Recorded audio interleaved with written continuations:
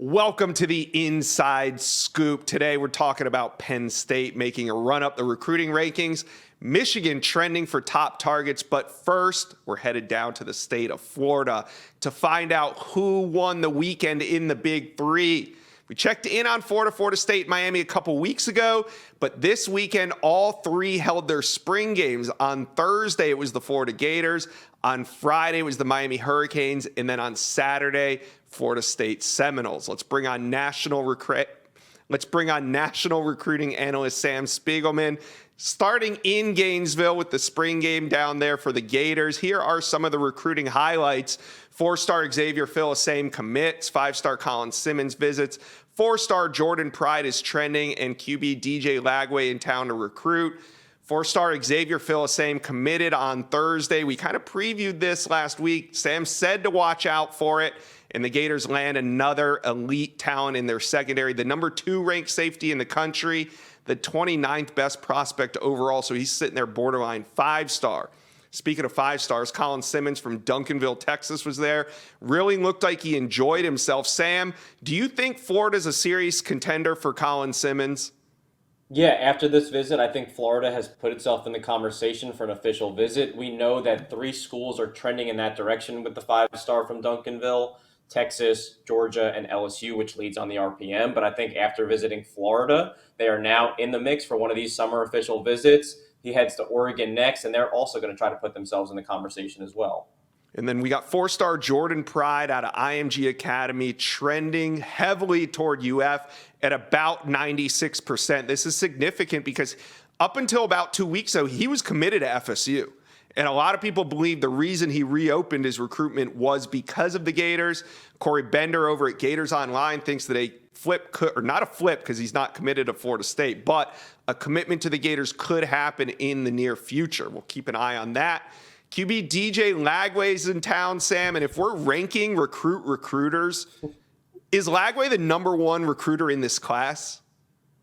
Yeah, I mean, he has to be. Who knows Gainesville better than DJ Lagway? He visited 7 times over the fall just before he made his commitment to the Gators. And now he is the face of the class. He's the face of the 2024 class for Billy Napier. He is out recruiting talent in the state of Florida, guys like 5-star Ohio State commit Jeremiah Smith, and he's in Texas recruiting guys like 5-star edge Colin Simmons, and just got a commitment from Xavier Philosame from Dallas. I think DJ Lagway is a great face for the Gators, and I think he's basically resembling the shift in momentum with Florida from a national perspective. All right, one additional note, 4-star running back Stacey Gage out of South Florida was in town, and the Gators already have 2 really good running backs committed in Chauncey Bowens and Kanan Daniels, but it sounds like they're interested in Gage, and Gage is reciprocating that interest. So do the Gators have room for a 3rd back in the 2024 class? Yeah, one thing you can count on with Billy Napier and his teams is that they're going to run the ball, and they're going to be physical in the running game. We saw it in the spring game. They have Trevor Etienne. They also have Montrell Johnson from my neck of the woods here in New Orleans. And it looks like maybe this time next year, Montrell Johnson could hear his name get called in the draft. Looks like Billy Napier is just recruiting the 2, maybe 3 best running backs he can fit into Florida's 2024 class. Stacey Gage also being recruited. Jarrett Gibson, the number 1 running back in the country, has also been to Gainesville recently. All right, let's head down to Coral Gables. I want to talk a little Miami Hurricanes recruiting. 2 weeks ago, we were looking a little funny at Miami's commit list as they sat there with 1 commitment, a punter, but they've got some forward momentum right now, and they were cooking at the spring game. Here's some of the highlights. 4-star wide receiver Chance Robinson commits. They also had a pair of 5-star pass rushers, Justin Scott, Colin Simmons on campus. JoJo Trader, one of the top wide receivers in South Florida, was on campus, along with TA Cunningham, a defensive lineman out of California. So Miami also added a commitment from 3-star DB Dylan Day out of Louisiana on Sunday night. So their 2024 recruiting class ranks number 48 in the 2024 On3 industry team rankings, and number 11 in the ACC as the Canes sit now with 4 commitments. But wide receiver Chance Robinson, that was big because he comes out of St. Thomas Aquinas, 6'1", 180. It's important to get these guys on the commit list. Why is that, Sam? Yeah, when you talked about St. Thomas Aquinas is a powerhouse there in South Florida, and we also talked about the numbers in Miami's class, but looking a little bit suspect just a couple of weeks ago. But when you factor in Chance Robinson on top of a guy like Dylan Day, a speed from the boot, Lance Guidry had been recruiting him at his previous stops. But you look at Chance Robinson now in the class; it's got a little bit more pizzazz to it. You got some speed. You have a nationally coveted receiver that the other big schools in state and elsewhere in the SEC, like A&M, Alabama, and Auburn, are all really coveted. It's a good starting point for the Hurricanes. All right, Miami made a move with both Justin Scott and Colin Simmons, getting them both on campus over the weekend. Now, Justin Scott out of St. Ignatius there in Chicago, while Colin Simmons is out of Duncanville, Texas. Sam, who do you think right now Miami has more traction with, Scott or Simmons? Yeah, you have to look at Scott.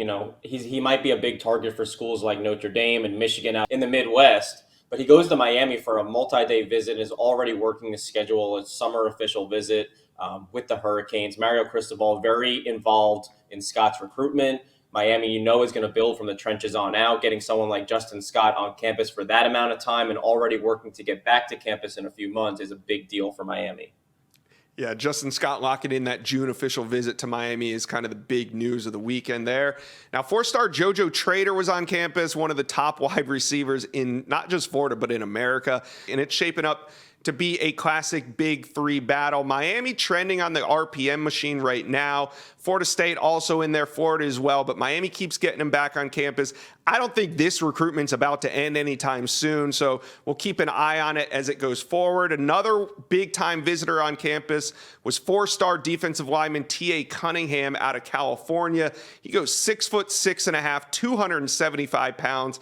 Second trip to Miami this offseason, and now there's a new RPM leader. It was the USC Trojans, but on Sunday evening, yours truly put in an expert pick for TA Cunningham to Miami, just connecting the dots here. But more than anything, I just see that Miami's making him a priority. He's got a great relationship with Mario Cristobal and that staff. There's also some rumors that maybe for his senior year, he's going to transfer to Miami Central. That would put him right at Miami's doorstep. But even if he doesn't, I still like where Miami sits with him. And now they're trending on the RPM machine. All right, let's head to Tallahassee. Talk a little spring game recruiting highlights for the Noles. Some of the big news out of Tallahassee was Luke Cromenhawk and Cam Davis decide to shut it down. Wide receiver B.J. Gibson commits. They land a second four-star wide receiver in LaWayne McCoy. Five-star offensive tackle Jonathan Daniel visits, and four-star offensive tackle Maness Etit is trending. Why is Luke Cromenhawk and Cam Davis a big deal just because they shut it down? Well, it's because they're the top two rated recruits on Florida State's commit list, and they're at visible positions. We all know the importance of having a quarterback committed, and Cam Davis is one of the best running backs in America. He shuts it down. Now, Luke Cromenhawk took a visit to Penn State. Florida State fans kind of got a little nervous about that one, but when he's on campus in Tallahassee, he decides that it's over. And then Cam Davis was just at UF last weekend. The UGA rumors were back again because he is a prospect out of South Georgia. But he said no longer he's going to take visits, and he's locked into the Seminoles. Now, they also landed a pair of wide receivers. B.J. Gibson commits from Rochelle, Georgia, 6 foot 170. They also land four-star wide receiver LaWayne McCoy from Miami Central. He's also 6 foot 170, 175. Florida State now has four wide receiver commitments, TJ Abrams and Camden Fryer, to the names I mentioned earlier. They're all in about the 6 foot to 6'1" range, and I think that Florida State would be open to taking a fifth wide receiver in this class if he's a true number one.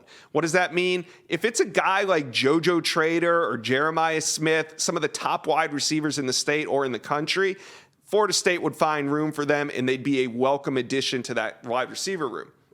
Now, Florida State is also trending for four-star offensive tackle Maness Etit. He comes from Modesto, California. He was on campus this week at his first visit to FSU. He goes 6'5", 290 pounds, and I haven't put it in a pick yet, but I wouldn't be surprised if Etit was ready to pull the trigger sometime soon. Sam, I want to talk to you, though, about five-star offensive tackle Jonathan Daniels. He's a guy that we've talked a lot about on the Inside Scoop out of the Panhandle there in Florida. You already have a recruiting prediction in for the Noles. What do you make of his recruitment now that we're almost through spring?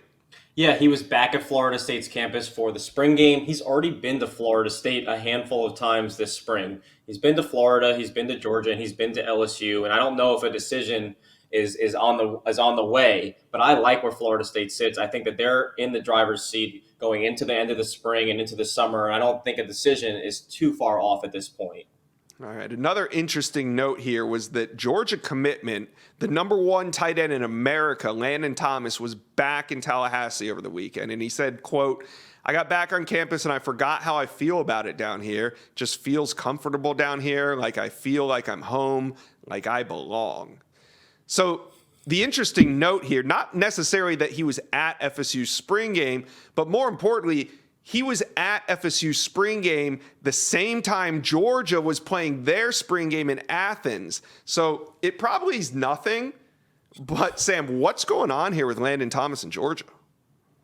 Yeah, the thing about Landon Thomas, a Georgia commit currently, but a one-time Florida State commit. And he's been on campus, again, for the spring game and about a half a dozen times already this spring. Listen, Georgia is not going to stop recruiting him, and the way that they've produced tight ends over the last few years, it makes sense why Landon Thomas is committed to Georgia. I think what we know is it's going to be a Georgia-Florida State battle until Landon Thomas decides to sign in December. All right, Sam, before I ask you who won the weekend, I need you guys to do me a favor. Like this video and subscribe to the On3 YouTube page. We talked about Florida. We talked about Florida State. We talked about Miami. Sam, who won the recruiting weekend? Yeah, I think when you look at this weekend alone, you have to look at Florida, what the Gators did, landing a commitment from Xavier Filsame, like you said, a top 30 player in the country, one of the best safeties. And it goes to show you when Billy Napier tabbed Corey Raymond to run the DB room, you kind of expected Florida to get to this way where they have elite DBs from all over the country manning the field. And I think that we're starting to see the fruits of that labor start to show up in this 2024 class, and start to see Florida operate under Corey Raymond is going to be a fun spectacle to see in Gainesville. But big picture, I really like the moves that Florida State has made and is putting themselves in a position to make down the cycle. We talked about your RPM for Charles Lester. We talked about my RPM for Jonathan Daniels. They have movement along the offensive line, some movement with the number one tight end in the country, a one-time commit. Whatever the way this pans out, I think Florida State is going to have success a little bit later on in the cycle. All right, it's always fun checking in the big three in the state of Florida. We did it a couple weeks ago, and you know what? We'll do it again in a couple more weeks. Sam, thanks for hanging out with us today on the Inside Scoop.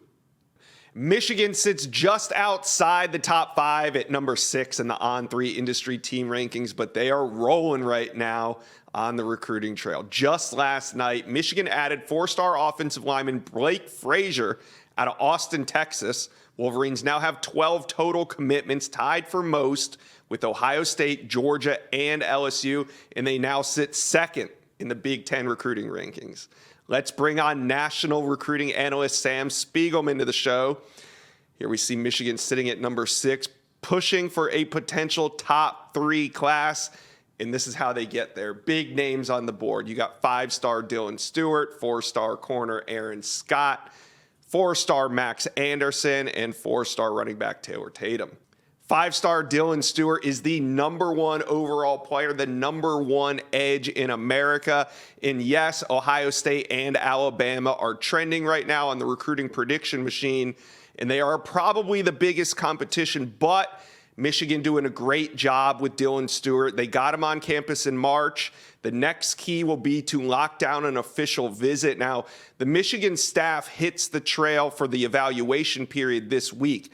I expect them to go check in on Dylan Stewart, and I expect them to try to push to lock in one of those official visits. All right, moving on to 4-star corner Aaron Scott. Now, he's out of Ohio, and you could really put Bryce West in this group with Aaron Scott because both of these guys are Michigan-Ohio State battles. We talk about them a lot on the Inside Scoop. next step. Let's see if they can get them in on an official visit, because both of them already have official visits set to Ohio State in late June. And that's really the battleground recruitment right there, Ohio State, Michigan. Probably a summer decision for these two. So the key here, get them in on official visits this summer. Let's move to the state of Texas, Frisco, Texas, that is. Max Anderson. Sam, the RPM is trending heavily in Michigan's favor at over 95%. Who do you think the biggest competition is right now for the Wolverines? Max Anderson was at G-Day over the weekend checking out Georgia. Georgia has a great reputation for producing NFL offensive linemen. That's one of the main boxes that Max Anderson is looking for. You mentioned Michigan is up there, and then you'll also have to factor in Oklahoma and Penn State. Penn State, Phil Trotwine has a lot of momentum with these 2024 class, especially on the offensive line, Max Anderson included. And then older brother plays at Oklahoma. Him and Bill Biedenbaugh go back quite a few years. So that's probably the big four for Max Anderson. But like you're saying, Michigan has a lot of momentum, and Max Anderson is one of those names to watch with the Wolverines. Yeah, this is the path to seeing if Michigan can land a top 3 class. They got to close on some of these guys. Another big name, 4-star running back Taylor Tatum out of Longview, Texas. Michigan has been in a good position for him, but over the weekend, the 5'11", 200-pound back went to USC, and it seems like the Trojans are trending. But why does Michigan have a shot here? I think that Taylor Tatum is going to play college football outside of the state of Texas. That doesn't mean that Texas and Texas A&M haven't stopped recruiting him. They both really prioritize Taylor Tatum, but he likes Michigan, he likes USC, and he also was at Georgia earlier this month. Those seem to be the 3 schools that are on his mind as he heads into official visits for the summer. All right, so after finishing 18th last year, really kind of a lackluster year, considering that they made the playoffs, considering that they've beaten Ohio State year after year now. Finished 18th, though. Do you think Michigan can make a run at a top 3 class in 2024? Yeah, absolutely. And like you said earlier, they need a couple of these dominoes on these national recruits to fall the right way. Guys like Taylor Tatum and Max Anderson. And if you can pull someone elite like Dylan Stewart, that's certainly going to move the needle in one direction or the other. But Michigan, they've been playing great under Jim Harbaugh for several years now, obviously multiple trips to the college football playoff, but the recruiting side has not equaled up. They've also had guys like Aiden Hutchinson go in the first round. About to see the same thing with Mozzie Smith this year. I think it might have been a little delayed, but we're starting to see that production show off on the recruiting trail. Yeah, and right now Michigan sits at number 6, so a top 3 class, really not that far of a stretch. Sam, thanks for checking in with us on the Inside Scoop. Penn State's climb in the On3 industry recruiting rankings continued through the weekend, welcoming one new 2024 commitment, 4-star offensive lineman Caleb Brewer. The Nittany Lions now stand at number 11 in the updated rankings. So let's bring on Blue and White Illustrated publisher Sean Fitz. Penn State was at 19 in the team rankings just about 2 weeks ago, but over the past couple weeks, they've been on a tear. Another big recruiting weekend this past weekend, so let's take a look at it. Trench monsters on campus. Benedict Uma, Nigel Smith, and Liam Andrews all on campus up at Penn State this weekend. So let's start at the top, Sean, with Benedict Uma, 6'5", 240 out of Avon, Connecticut. Now, he's a really good prospect, number 51 overall, number 8 at his position. He's been to Penn State a couple times. Can the Nittany Lions close here? It's an interesting recruitment because he is from Canada originally. He's prepping in Connecticut. He hasn't been many places. He's been to Stanford. He came down to Penn State this weekend. He's got a Duke official visit set. This is a huge visit for Penn State because it's really your first introduction to big-time college football. He hasn't been to the games. He hasn't been to the whiteout at Penn State. He hasn't been to Ohio State. He hasn't been down south or anything like that. So to get him on campus to make a first impression, that's going to be something that sticks. He's going to be back for an official visit this summer. So I think it's just a huge first impression. They've got some connections at that school, and they can't let those defensive linemen in the Northeast get away. To get him on campus, I can't understate the importance of that. He's very high in the On3 rankings, and for good reason. On a weekend where they had a bunch of top targets on campus, maybe none more important than he was. Moving on to Nigel Smith. He goes 6'4", 260 out of Melissa, Texas. Now, Penn State has a little bit more competition for him. He's got OU, A&M, Ohio State, Texas all coming after him. Where does Penn State stand in all of this? Well, this is an open recruitment because he's been so many places. So you mentioned he's been to all those schools that you mentioned. He's actually been to Penn State a couple of times. When you think about a Texas kid footing this bill to get to Penn State a couple different times, that speaks to some legitimate interest. He's got an official visit set up for the Nittany Lions this summer. So I think Penn State can get into that. I have, it's just a tough a tough way to think that Penn State's going to out recruit Texas, Oklahoma, some of those big schools in that region for a Texas defensive lineman. But Penn State's made a really big impression on Nigel Smith. He's, fallen in with that crowd in terms of the Penn State commits that are currently on board. Feels like he fits at Penn State. Going to be a tough one, obviously. They're going to have to get him back on campus at least one more time, maybe a couple more times. But Penn State has made a really good impression and dug out that relationship there in a really good way.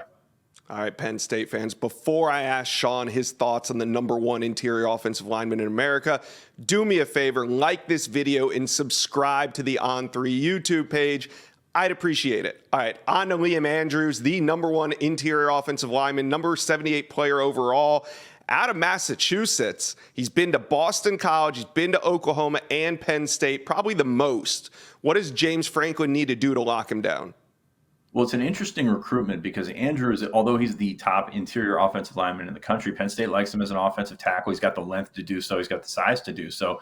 But also, he's a heck of a defensive lineman, and I think he prefers it to play on that side of the ball. So this is an interesting recruitment in the sense that if he wants to play on the defensive line, he's going to have to find a school that wants to let him play on the defensive line. Penn State recently switched recruiting him as an offensive lineman out and out to recruiting him as an athlete, essentially, a jumbo athlete. Penn State seemed to be fading in this one, so to get him back on campus after he went down south, or Penn State hopes they move the needle in the sense that this is another one of those Northeast guys, another one of those New England guys that, they can't let get away. There's been some guys, Samson Okunlola got to Miami last year. There's just been guys in that region that have gotten away, big-time guys, and if Penn State wants to establish themselves as a national championship contender, you have to essentially keep these guys home. I mean, obviously Boston College is up there, Syracuse, you've got a bunch of schools up there, but Penn State has been the dominant force in the Northeast for some time now. They have to keep those guys sort of home and continue to establish that pipeline to New England. All three of those big men were on campus over the weekend, but we can't talk Penn State trench monsters without talking about the number one overall player in the country, edge Dylan Stewart. Now, he wasn't there this past weekend, but he has made 3 trips to Penn State this year. Do you believe the Nittany Lions are amongst the top teams in his recruitment? I would say probably top 5 to 7 in this one. It's tough. I mean, he seems like he's got his eyes south. Georgia's obviously been big in this one. Ohio State has also been big in that one. I know they're not Alabama. south, but they're a team that has recruited. Yeah, Alabama. South Carolina's got an official visit. Sterling Lucas has done a really good job down there. So Penn State feels like they're in that next tier that's fighting to get one of those other 2 official visits. Penn State's got its work cut out for him. I don't think personally that he lands at Penn State, but at the same time, they made him think. They made him at least consider, lining up one of those official visits. And really, given where Penn State stood coming into that visit, it's pretty much all you can ask if you're the Nittany Lions. Yeah, and I think he's going to take that recruitment, maybe the distance. So getting him in on that official visit will be the next key step in his recruitment. Now let's move on and talk about another key position, quarterback. Penn State doesn't have one committed. We're about mid-April right now. Who is Penn State's top QB target? Well, those dominoes, they're falling right now. They had Luke Kromenhoek on campus last weekend for Easter for an extended period of time. He's been on campus a couple of times. He was, he's a Florida State commit. I would consider him Penn State's top quarterback target, but he seems to have been solidified with Florida State since that trip. So all eyes kind of switched to Michael Van Buren out of Baltimore or St. Francis. He's been linked with Oregon. I believe he's at Oregon this weekend. Oklahoma, who also just got a quarterback commit. Penn State, Maryland, certainly in there. He's been up a few times, was just back on campus a couple of weeks ago. That's really where the logic points in this one. Penn State offered him as a freshman after his debut on national TV, where he just kind of lit the world up, and he wasn't even a starter at that point. So they've stuck with him. And I think it's a good fit. Really talented kid. Obviously, the draw, the knock on him is his size, not quite 6 foot. So he's one of those shorter quarterbacks, which we're finding a lot of short quarterbacks in this class of 2024. But Van Buren, very, very talented prospect, throws the ball well. And I think that if you're looking for a logical fit for Penn State, he makes sense as their quarterback in the class of 2024. You think that that could happen maybe before the start of summer or before the start of his senior year? What do you Van think Buren has a decision date set for July 8th. So the way the quarterback dominoes are dropping, you just wonder if he's going to make it that far. So I don't think he's going to get into the season uncommitted. And, he wants to announce on whatever date he has circled, the July 8th date. So it makes sense. Maybe it happens before that because of the dominoes. As I mentioned, Oklahoma got a commit. Oregon may be in line to get a commit here soon. So it's just one of those things where the position sort of carries out how this thing works, as opposed to him waiting out. I think Penn State will wait him out until July if he wants, and that's a situation maybe it gets done earlier than that. But I kind of think that that's a long time in recruiting. 3 months is a long, long time to wait, especially when you already have a decision date, which means maybe in the back of your head you have a decision working. All right. Well, Penn State fans, it doesn't sound like you're going to have a QB commit on your list anytime soon. Well, not at least in the short term. But, Sean, who could be the next prospect to commit to Penn State? Well, Penn State had his blue-white weekend this weekend, and obviously coming out of that the spring game, you always have multiple commits, and whether that happens on the day of or whether it rolls out slowly, it's tough to say. You mentioned Brewer committed. Yesterday, I got Keandre Barker, 2025 running back from Texas. Donovan Harbert, offensive lineman from Wisconsin, really was kind of off the radar coming into it, 4-star guy on the industry rankings. He was a guy that, came in, visited Penn State for the first time. Now, all of a sudden, he's going to announce on Tuesday. So things seem good for Penn State there. I believe the RPM is pointing to the Nittany Lions at this point. So Harbor, you may not have to wait long if you're a Penn State fan for the next for the next commitment to fall in line. All right. Already an exciting spring. More to come. Thanks, Sean, for checking in with the Inside Scoop. Appreciate it. Thanks, Josh. Good to see you. Thank you for watching. Make sure you smash that subscribe button for me. And remember to check out all the videos on the On3 YouTube page.